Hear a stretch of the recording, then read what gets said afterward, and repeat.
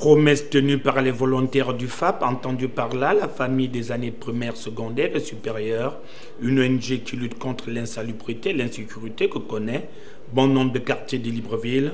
Comme premier acte posé, la quinzaine de ses composants a clairement défini son plan d'action en procédant au nettoyage et curage des caniveaux, le tout en revêtant les abords de la chaussée d'une couche de peinture neuve, bien que cet espace soit vieilli et trahi par le poids de l'âge, histoire de redonner une fière allure à cette voie de communication qui est restée longtemps vouée à l'abandon par des pouvoirs publics. Que ces gens-là essaient déjà d'enlever leurs tuyaux d'eau qui sont situés dans les caniveaux et à la limite essayer d'annuler cette poubelle-là.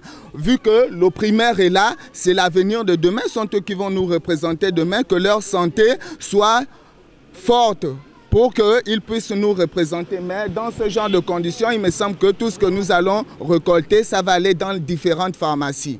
Cette action citoyenne compte bien évidemment en appeler d'autres du genre par l'entremise de son antenne C6 en charge du quartier Cocotier, une localité qui n'a pas bonne presse pour cause des braquages et autres vols à l'arme blanche sont légion.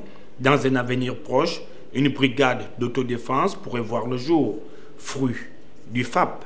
Compte se poursuivre avec l'aide des gens de bonne foi, ceux qui pourront nous appuyer afin que nous ne puissions pas baisser les bras pour la santé des populations.